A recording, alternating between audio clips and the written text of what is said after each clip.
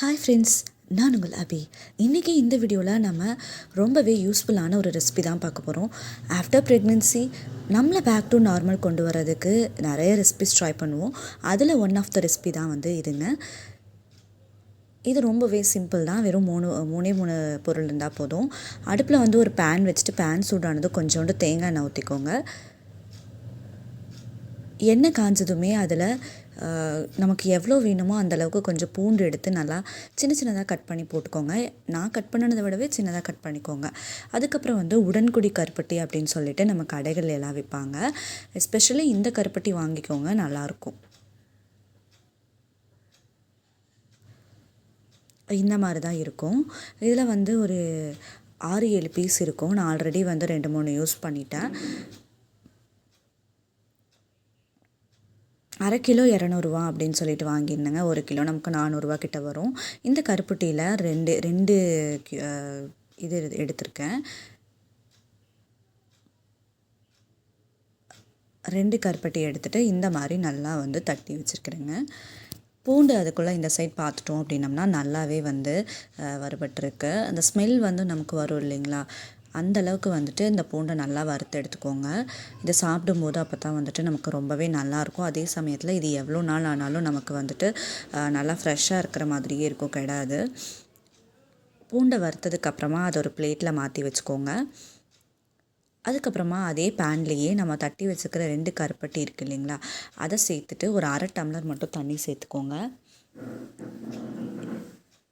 After pregnancy நம்ம நிறைய recipes try பண்ணுவோம், நிறைய எக்ஸசைஸ் பண்ணுவோம். அது எல்லாமே நமக்கு எப்படிடா நம்ம பேக் டு நார்மல் வர்றது அப்படின்னு சொல்லிட்டு தான் நம்ம பார்ப்போம். அப்படின்னு நினைக்கிறவங்க எல்லாருமே கண்டிப்பாக இந்த ரெசிபி ட்ரை பண்ணி வீட்டில் சாப்பிட்டு பாருங்கள். ரொம்பவே ஈஸி தான். அதுக்கப்புறமா சுக்கு ஒரு வெள்ளை சைஸில் எடுத்துகிட்டு அதையும் நல்லா தட்டிட்டு எடுத்து வச்சுக்கோங்க. சுக்கு பவுடர் இருந்துச்சுன்னா அதையும் சேர்க்கலாம். இப்போ பார்த்திங்கன்னா இந்த கருப்பட்டி நல்லா கொதிச்சிருக்கு. இன்னும் கொஞ்சம் கூட இருக்கட்டும். ஓரளவு பாகுபதம் வரணும் நமக்கு. சுக்கையும் இந்த சைட் தட்டி வச்சாச்சு.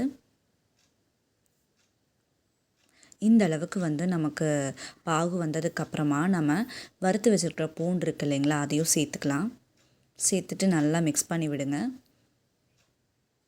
இது செய்கிறதுக்கும் நமக்கு ரொம்ப அதிகமான டைம் தேவைப்படாது.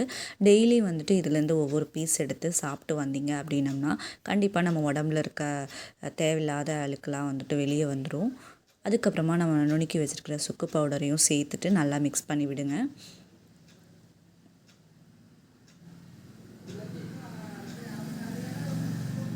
கொஞ்சோண்டு குருமிளகு சேர்த்துக்கோங்க. இது கிட்டத்தட்ட ஒரு ஸ்பூன் அளவு வரும். ஃபைனலாக நெய் 1 ஸ்பூன் அளவுக்கு சேர்த்துக்கோங்க. ஒரு 2 ஸ்பூன் கூட நீங்கள் சேர்த்துக்கலாம். சேர்த்து நல்லா மிக்ஸ் பண்ணி விடுங்க.